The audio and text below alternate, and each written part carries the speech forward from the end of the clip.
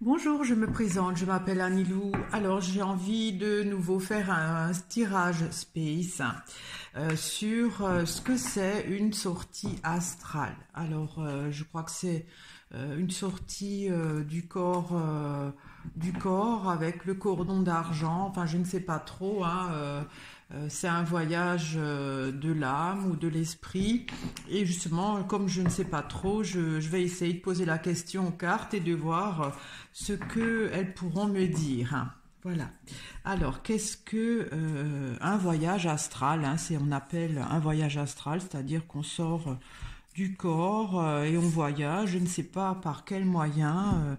Qu'est-ce que c'est une sortie astrale? Qui est-ce qui, si c'est l'âme, est-ce que c'est l'esprit? Par quel moyen? Plein de questions. Qu'est-ce que le voyage astral? Alors, c'est tout le temps avec le chemin. Alors, les racines, c'est la base. C'est-à-dire, je crois que c'est un rapport avec l'âme, hein.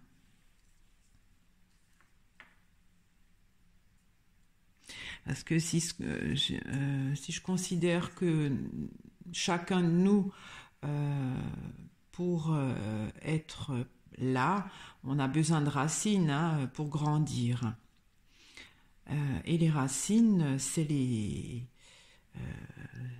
la vie, c'est l'âme.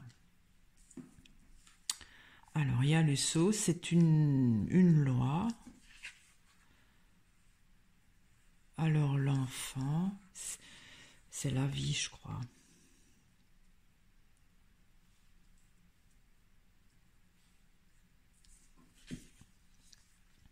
Il y a les corbeaux avec le fagot.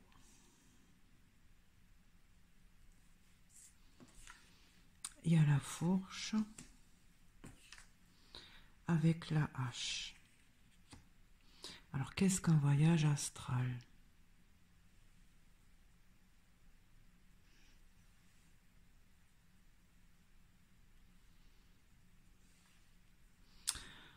Alors, apparemment, c'est une loi de la vie.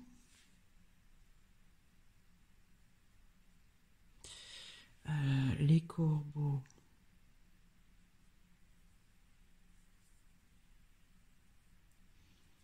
Alors, je sais pas trop, je suis pas encore dedans. Faut que je prenne encore d'autres cartes, hein.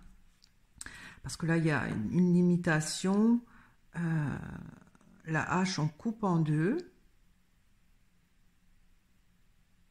Mais c'est irrémédiable. Une fois qu'on coupe, la bûche ne sera, enfin, une fois que la bûche est coupée, elle sera toujours en deux morceaux. On ne peut plus la faire une. Il y a quand même quelque chose d'agressif. Les corbeaux, normalement, c'est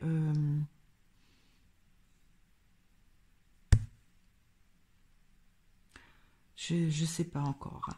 Donc, je vais peut-être éclaircir les corbeaux. Il y a l'océan.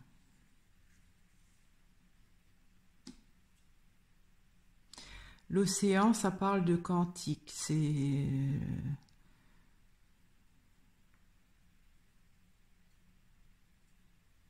l'inconscient quelque part.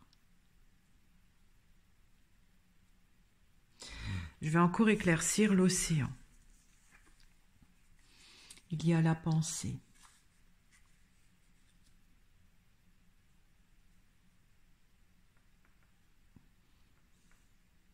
Je vais éclaircir le fagot. Il y a le mur. Mur, c'est impossible. Alors, qu'est-ce que le voyage astral? C'est quelque chose d'inconscient. Corbeau, c'est noir, hein, quand même. Et la pensée,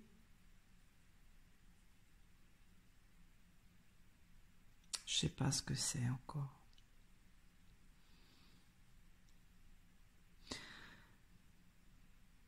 Le voyage astral, c'est quelque chose qui est limité parce qu'il y a le mur.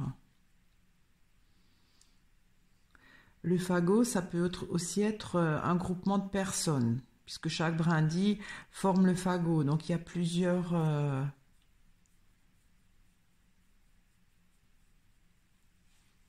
Bon, je vais éclaircir l'enfant. Il y a la barque.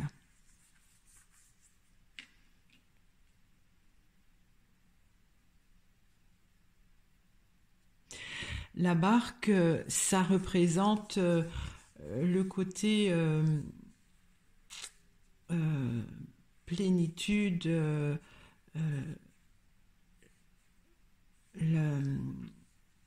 le bonheur, voilà, quand on est fondu dans le... quand on est mort, hein, quand on rejoint voilà l'au-delà, c'est un peu ça, c'est la vie, la vie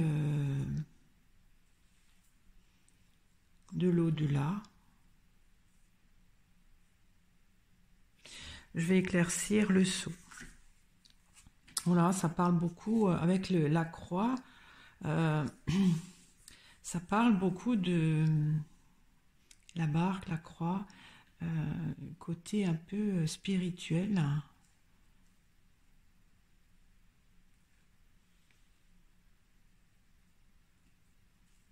C'est le passage d'un autre plan, mais c'est fait par une loi, une règle, je ne sais pas si c'est une règle divine ou bien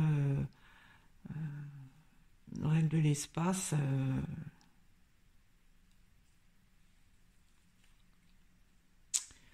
Je vais encore éclaircir la croix. Il y a le taureau.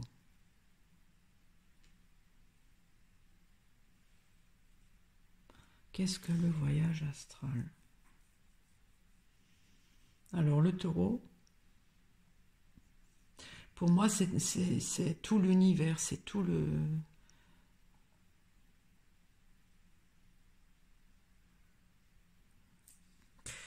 je vais encore éclaircir le taureau. Il y a le torrent. Le torrent, c'est la vie aussi.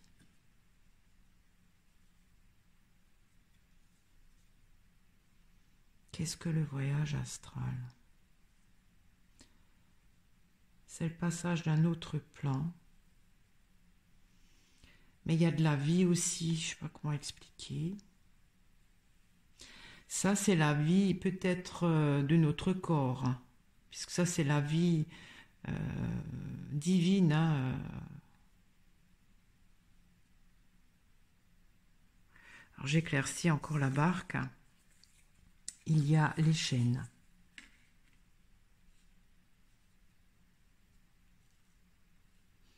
Les chaînes, on est lié. Ça peut être ce fil d'argent hein, qu'on dit. Donc ça représente pour moi, quand on fait un voyage astral, ou ceux qui en font, notre corps qui plonge dans la béatitude par peut-être ce fil doré là.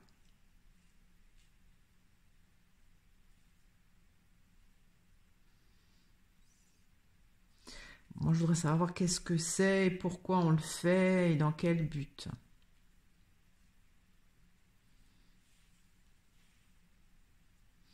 C'est des choses inconscientes.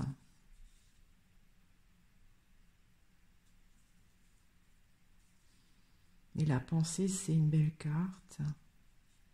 Je vais encore éclaircir la pensée. Il y a le ruisseau.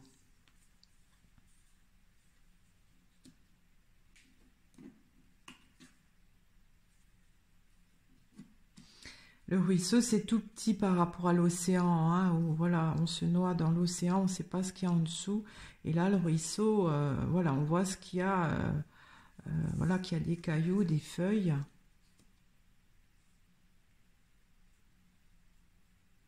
Je vais encore éclaircir le mur. Il y a l'échelle.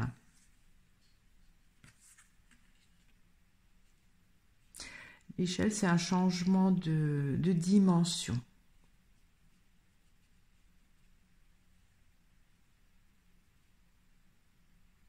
Qu'est-ce que le voyage astral?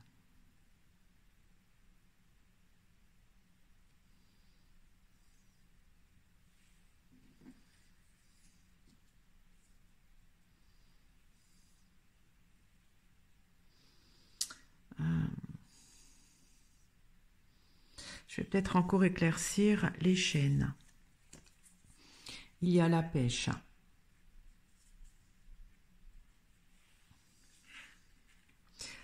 La pêche et les chaînes, voilà, la pêche, c'est aussi le fil qui relie, hein, je ne sais pas comment ça s'appelle là, quand on pêche, c'est aussi relié par un fil.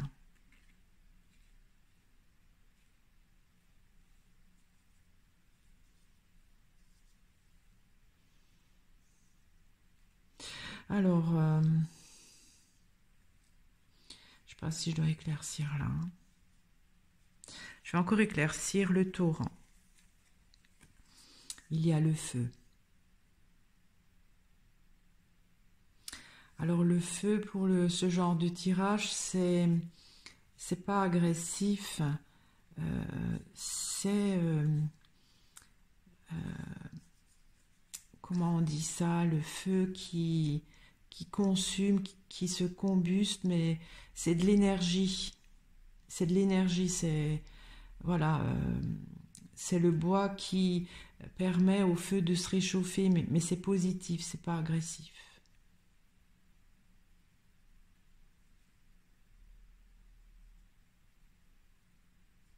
En fait, le voyage astral pourrait aider à prendre des forces. Voilà. Mais je vois pas trop pourquoi on fait ça, quoi, pour le moment. Alors, il y a des limites à ne pas dépasser pour ne pas briser quelque chose, hein.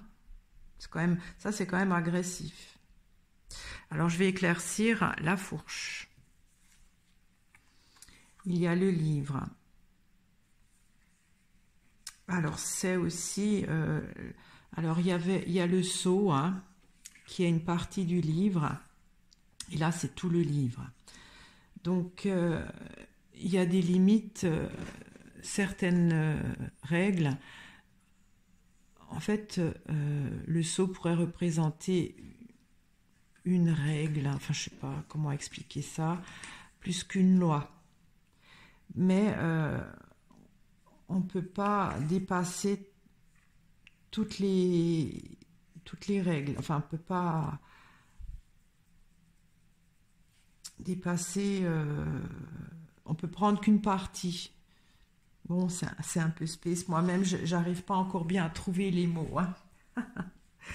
Alors, je vais éclaircir la hache. Il y a le pain.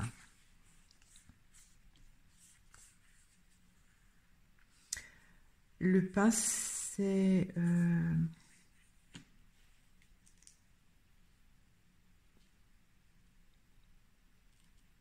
quelque chose de la matière, hein. Le pain, c'est fabriqué par l'homme, puisque le pain ne pousse pas dans les arbres, hein. Il faut du blé, il faut le cuire. Alors que la fleur, là, c'est naturel.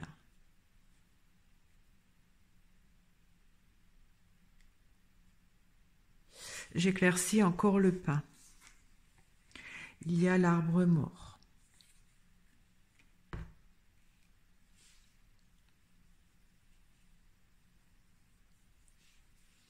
Alors, qu'est-ce que le voyage astral?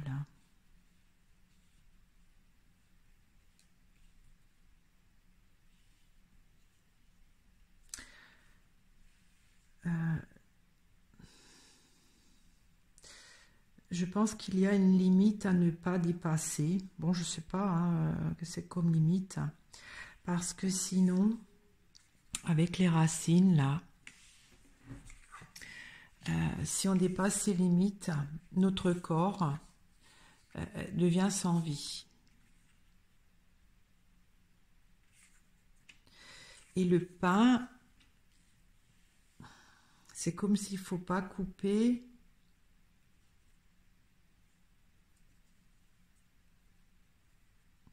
Peut-être le pain, c'est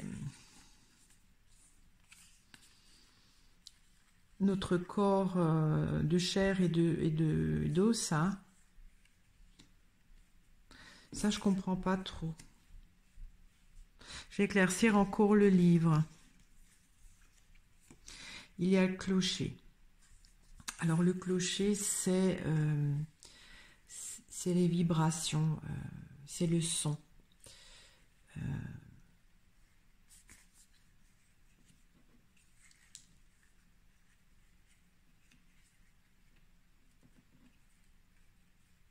Il y a des limites à ne pas dépasser. C'est par rapport au côté... ça parle de l'air, hein, c'est pas...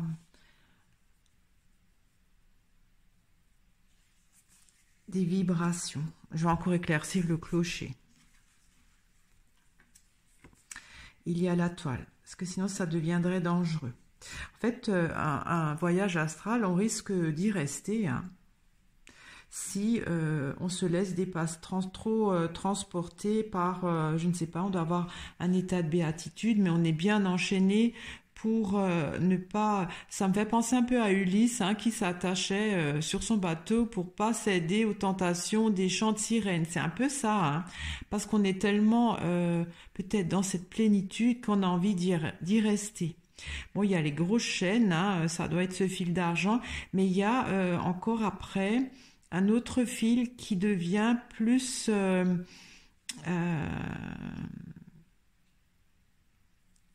fragile.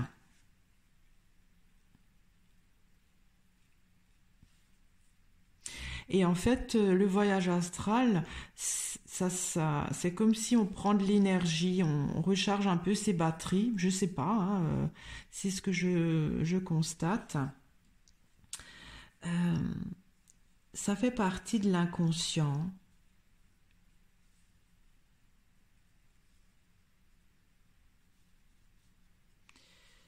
Qui nous permet peut-être, avec ce voyage astral, parce que quand on est dans l'inconscient, ben voilà, hein, on voit pas le fond de l'océan. Et ensuite, quand on fait ce voyage astral avec le ruisseau, c'est plus léger, c'est plus clair. Mais c'est dans quel but? Je vais encore éclaircir le ruisseau. Il y a l'homme. Donc c'est l'homme. De l'inconscient. La pensée, j'arrive pas à l'interpréter pour ce tirage. C'est une carte de sincérité, c'est une carte d'affection. La pensée, ben c'est la pensée quand on pense en fait. D'accord. Et la pensée, quand on pense, on envoie aussi des ondes. Et c'est le clocher. Ok, d'accord. Donc, un voyage astral, c'est par la pensée inconsciente. Ouais, je commence à rentrer dedans. Pourtant, il y a quelque chose d'impossible pour changer de dimension. Alors, le fagot. Le fagot, c'est plusieurs choses qui sont ensemble. Parce que la brindille seule ne peut pas former le fagot.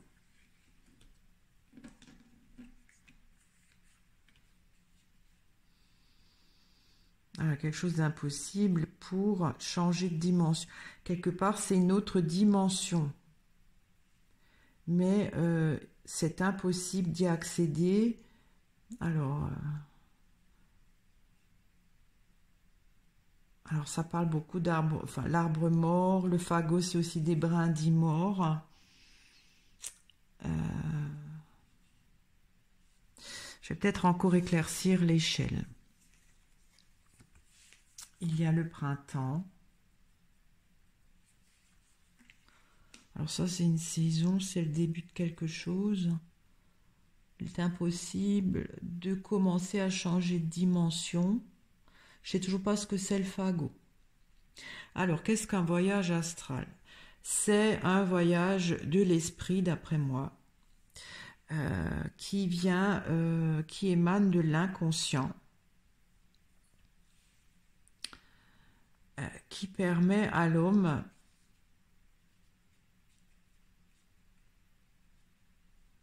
par la pensée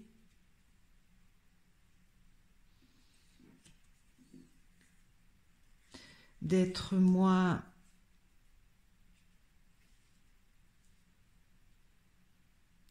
parce que le ruisseau c'est petit, c'est amené à grandir. Par la pensée, le voyage astral par la pensée permet à l'homme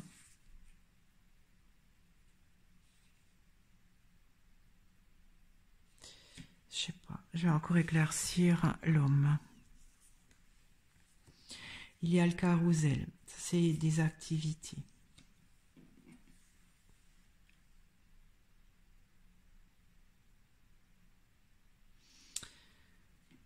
Ça lui permet, le voyage astral à l'homme, par la pensée, d'avoir une activité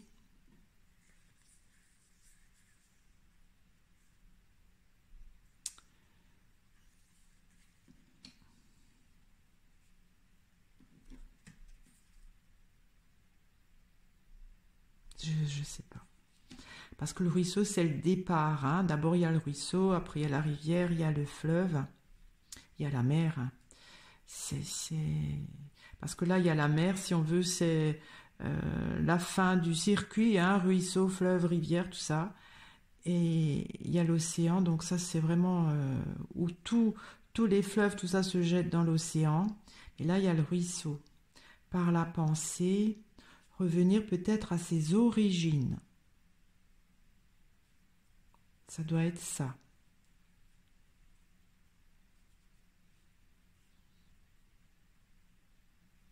Mais je comprends toujours pas le but, hein.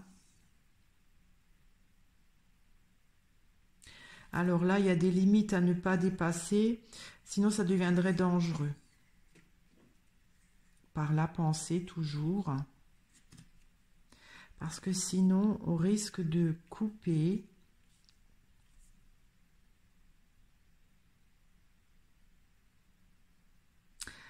Le pain, c'est organique. C'est fait par l'homme.